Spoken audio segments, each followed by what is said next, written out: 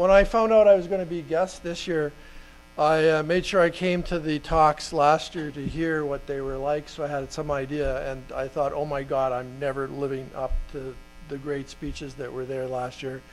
But what I noticed that was common among all of them is they were uplifting, positive speeches, and then we've now had 3 more uplifting and positive speeches.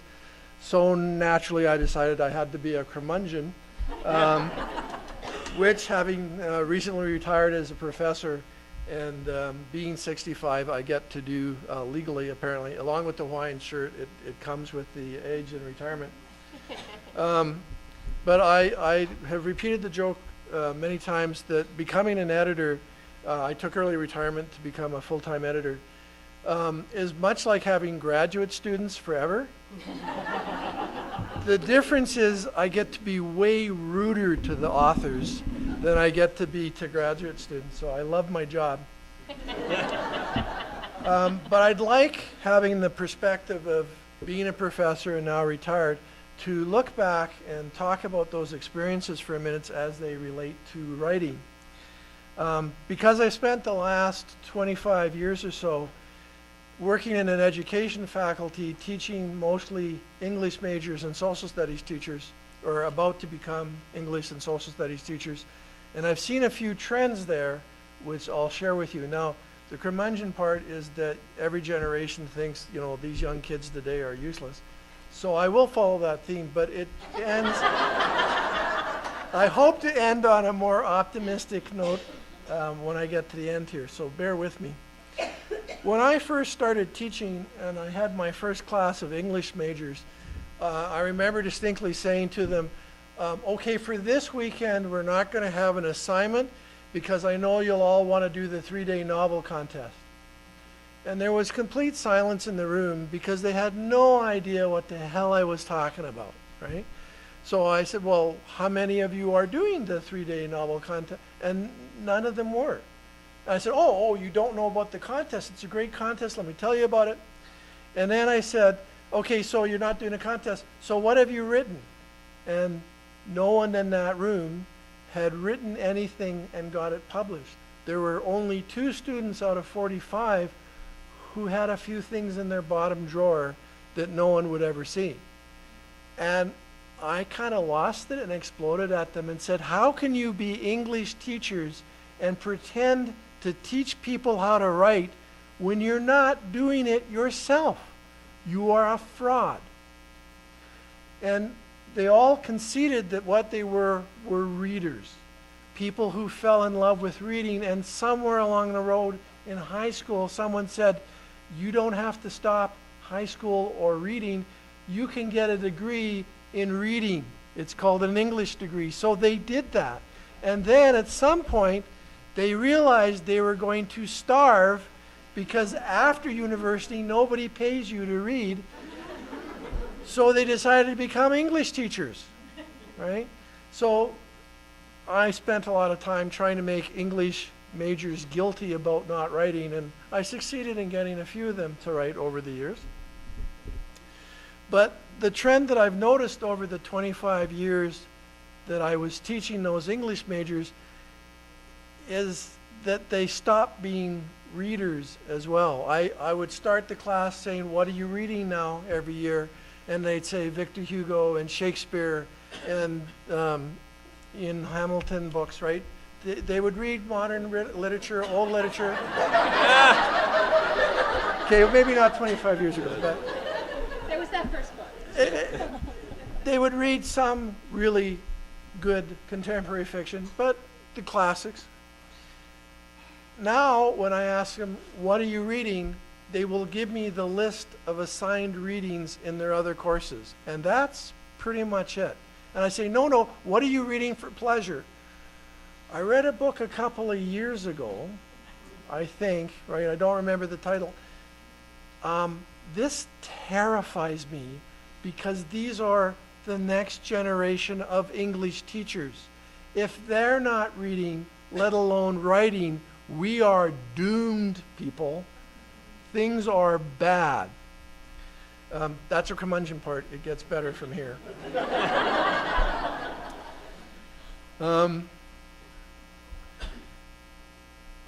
Well, no, I guess one more negative part. Sorry. I have found also in my courses, when I started teaching that class, several different courses, I would have a book of readings that were based on sociological, philosophical, academic, scholarly works from refereed journals. And they would struggle a bit, even though they were English majors, not quite as much as the math majors would struggle with the articles, but they'd find it tough going, and then they'd say, wow, that was really profound, so I guess it was worth the effort. But over the last 25 years, I noticed there was less depth to the reading, and I discovered that in fact they weren't reading the articles. And over the years, because a good teacher realizes you don't start where students should be, you start where they are, I had to dumb down my textbooks. So by the end, almost the end, I was, instead of using articles by Giroux and Michael Apple, I was using articles out of Maclean's magazine as discussion starters. And then I realized they weren't reading the Maclean's articles. Throughout, I had kept one academic article that had been written by my dean, not just because it was my dean, but she had written the article specifically for my class. So it was written targeted at university students, so it shouldn't have been difficult. It was a topic that was near and dear to their hearts, and yet when they read the article put in with these other discussion starters, they'd say, that's the hardest thing I've had to read in the last 3 years.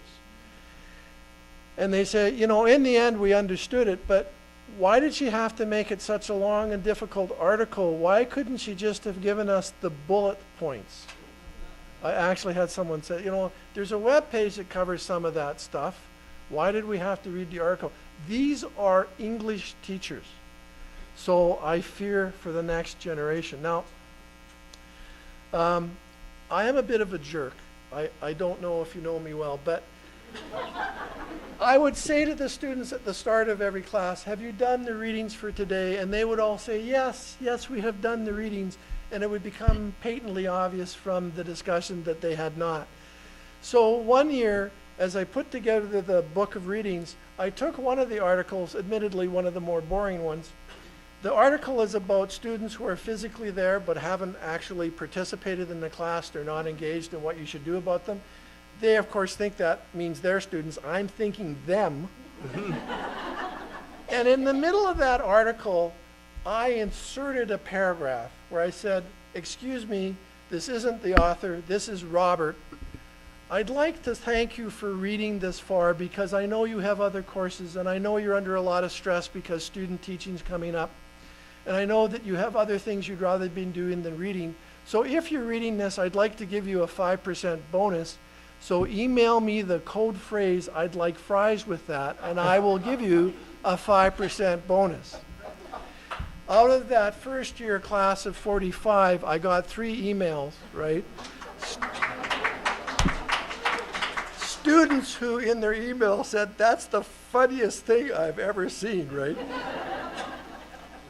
And then we went to class and I said, how many of you read the article? Yes, we've all read the articles. And 3 students collapse into laughter.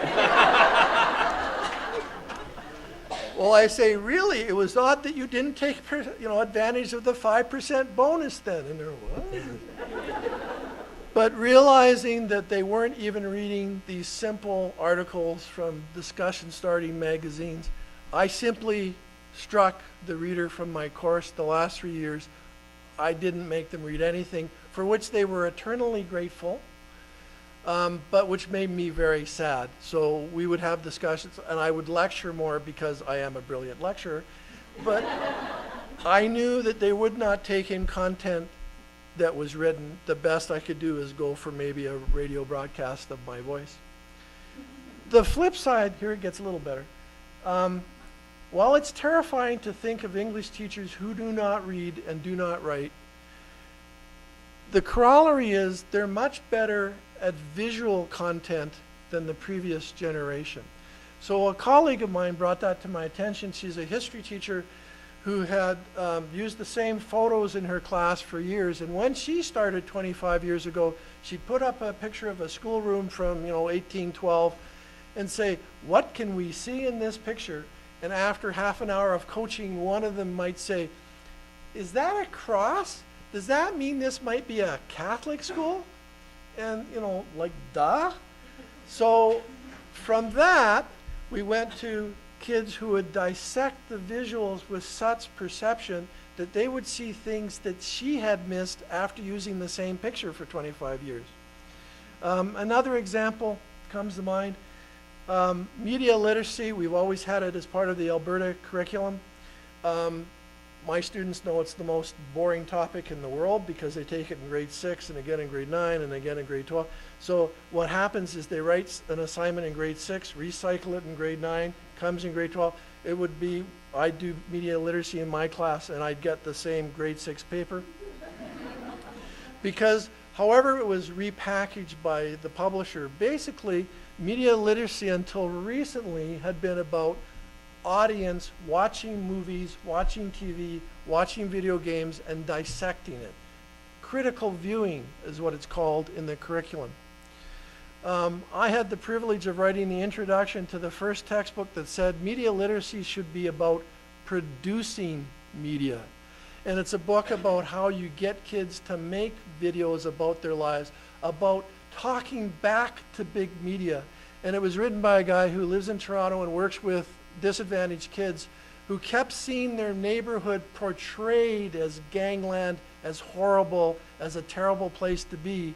And they went out and made videos that talked back to that message and say, no, actually, ours is a vibrant, wonderful community that you don't understand, that you refuse to portray in the media because you're racist, classist jerks. So that's true media literacy. So we've maybe lost some reading, lost some writing, but we've made gains in the media that counts in this century that is maybe positive, and we shouldn't completely despair. That's half of the balance.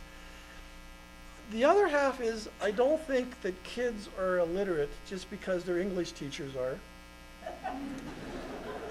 My daughter and her friends, thanks to the video Les Mis, have gotten into Les Mis, and so when I see my daughter reading Victor Hugo, that makes me happy. When I realize it's not just my daughter, because she is special and brilliant, obviously, her entire peer group is carrying that book around, I was quite pleased and had, again, hope for the next generation. But then my daughter showed me something I didn't know about, which was fan fiction. I'd heard of fan fiction because back in the day, I bought a first copy of Mirror Mirror, the first Star Trek fan fiction, right? I hadn't quite understood what the internet had done to fan fiction. My daughter reads hundreds of Victor Hugo Les Mis casts replaced into modern high school romance, right? There are thousands of Victor Hugo fan fictions, right? Let me tell you, that's some of the most literate writing I have ever seen. To think that these are high school and university students, it's mind-boggling. But when you think of an audience reading Victor Hugo and then writing Victor Hugo, who the hell needs English teachers?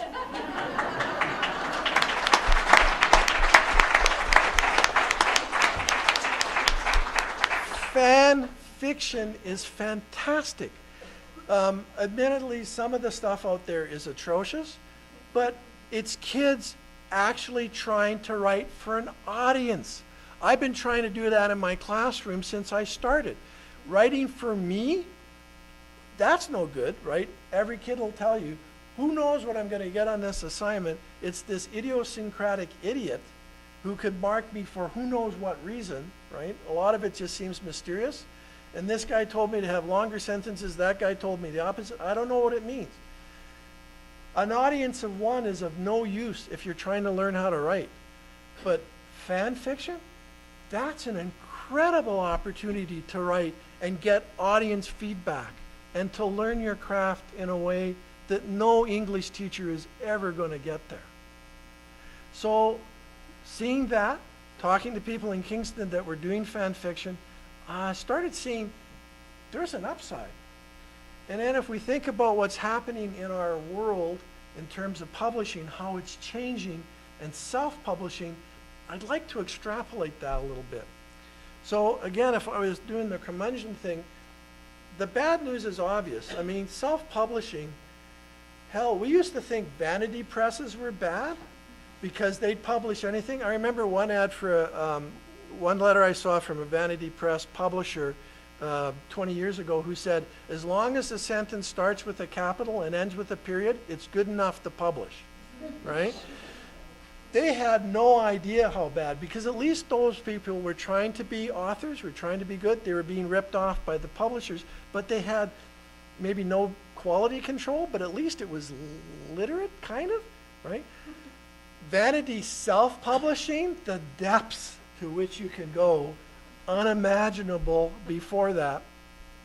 But before I go any further, let me distinguish between vanity self-publishing, which is first draft, unedited, by people who have no intention of learning grammar, right, or actively anti-grammar, versus people who are self-publishing in a serious way, right?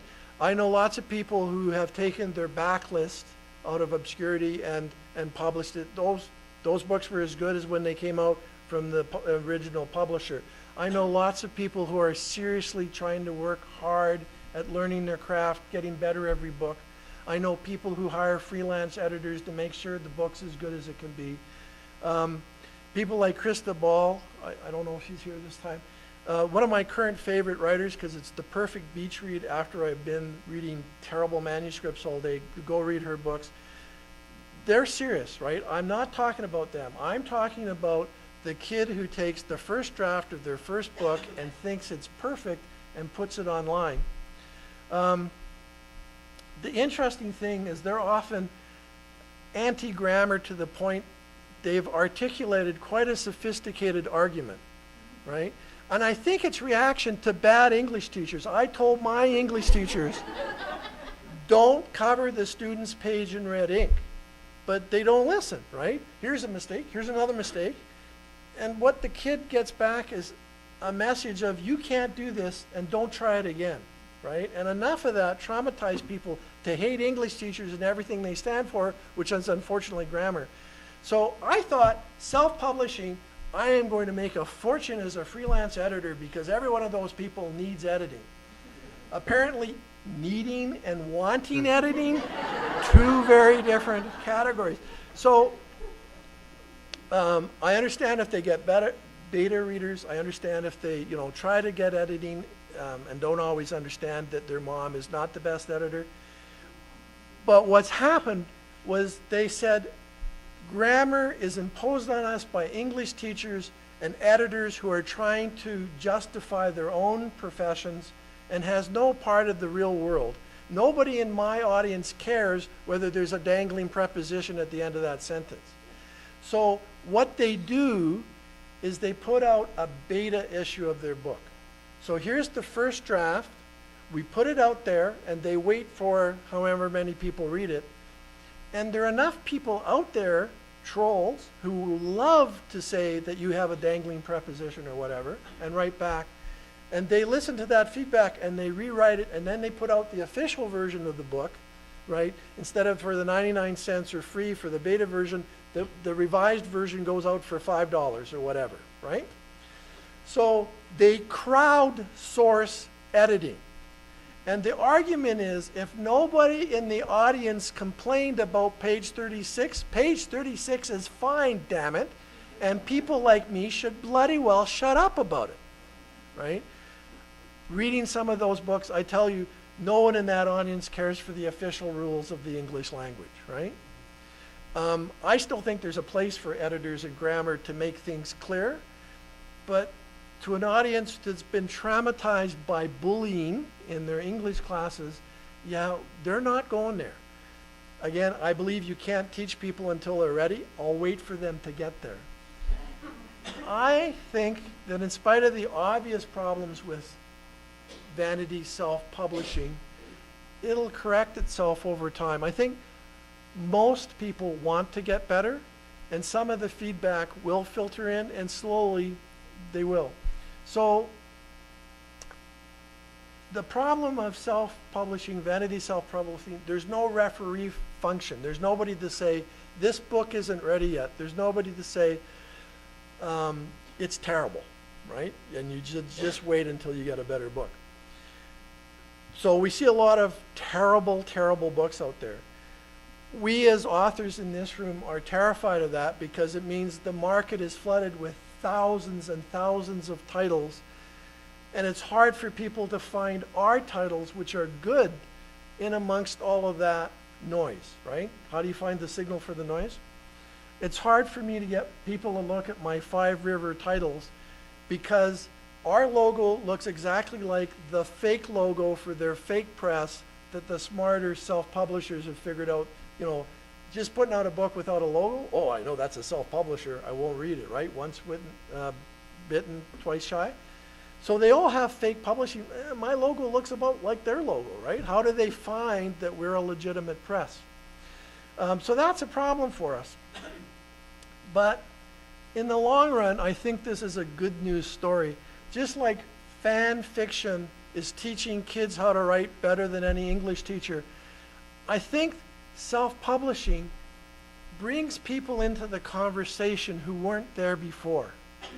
If we have 1 million people writing and self-publishing, if only 10% of those get better, that's still 100,000 now competent writers that we didn't have before in the old system. If only 10% of that 100,000 get to be terrific writers, that's still 10,000 more writers than we have. If out of that 10,000, only 10% get to be literary writers, that's 1,000 new Margaret Atwoods that we wouldn't have otherwise. I think that's a good news story, inconvenient though it may be for us as writers right at the moment. The other thing is not having a refereed function has shown us just how restrictive those referees were. The establishment said, even as they said to you and your writers, nobody's going to publish that, right? All of that negativity. There is no limit to what people will buy and read, apparently. My favorite example is taken by T-Rex. Do you know about this? It's a whole genre. Apparently there is an unserviced market before for dinosaur porn. You didn't know about this, right? There's a big enough audience that the 2 women writing this who met as roommates in college and did it as a joke, but then found there was real money, they put themselves through college writing those books. No publisher at any time in the history of Earth would have published those books, right? But in a more serious vein, somewhat similarly, I'm old enough to remember my author friends being told, I'm sorry, you cannot have a gay character in this book because the non-gay population is larger. We need to hit the largest common denominator. They will not read about a gay character. You have to take it out. We will not read about a black character. They have to change your First Nations character to white. So self-publishing is really part of the reason there's been this recent explosion in LGD, I never get the initials right. Anyway, the gay, lesbian, bi, questioning, all of that stuff, it didn't come in the mainstream first. It came in the self-published, right? The shades of 50, terrible grammar, doesn't matter.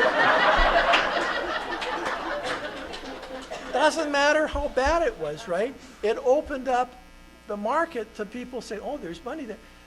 Where self-publishing leads, the rest of us can follow, right? And all of those people are learning to write, are part of the conversation. I think that conversation needed to happen. And I think maybe things are better where we learn by writing and reading rather than by sitting and listening to English teachers who don't read or write. How am I doing on time? I'm probably up, right? Getting close? One last observation then. We're all terrified of what self-publishing is doing to publishing in general. But I'd just like to note, Helen Marshall pointed out to me, and I've seen some of this stuff myself, every time there's a new technology for publishing, people pull their hair out and say it's the end of civilization, and that the quality has just gone through the floor. So when printing press came out, there was an outcry about how quality had been completely lost.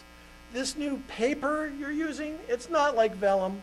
It'll never last more than 60 years, right?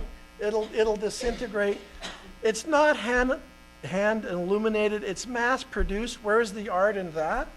And worst of all, if the printer makes an error, that error is reproduced like 1,000 times. Whereas a hand scribe will catch those errors and they will self-correct, right? So when the printing press came out, scribes said it's the end of civilization as we know it. An example that I found quite interesting, in my master's thesis, I went out and did a study on the Universal Magazine of Knowledge and Pleasure, which was originally started in 1740 and lasted till 1840. And it was a fascinating magazine because it happened at the cusp of mass literacy. When it was founded in 1740, the only people who could read and write, a few in the church, but mostly it was the aristocracy. And this was a magazine that the aristocracy used to talk to each other about their inventiveness. So, Universal Magazine of Knowledge and Pleasure. So the pleasure part, there was some fiction, there was some poetry, there was some literary arts kind of thing, reviews of plays. But it also had all of the science of it. It was the Scientific American of its age. So the first article ever on sign language as a possibility for the first article on irrigation appeared in this magazine in 1740. By the end, 1814, we had mass literacy as a real thing. So what happened was, in chasing that larger mass market, the stories at the end were not so much sign language and irrigation. The last issue was Vicar caught with choir boy. I'm not making that up. So there was a transition period where quality was clearly lost. But, you know, over time, it stabilizes and we get a new Scientific American eventually. Similarly, in the 50s, Richard Hogarth complained in his book, The Uses of Literacy, that the invention of the paperback book was destroying the working class and its values, because now books were affordable by the average worker, right? And how that was a terrible, terrible thing. So I think we're in the same situation. Yes, there are a million people writing horrible books. I think that will self-correct, because some of them will get better, and we'll get better at spotting who are the good writers and who are terrible. You know, Goodreads and Amazon reviews, they're getting there, right? They're still problematic. But we'll find more sophisticated ways to find the great books. On the whole, I'm looking forward to a time when books aren't something where this room full of professionals write it for the masses, but books are a conversation between everybody who's a writer and everybody who's a reader. And to give you one last example, Linda Williams, who wrote her series, 10-book series written over a period of, I don't know, 40 years.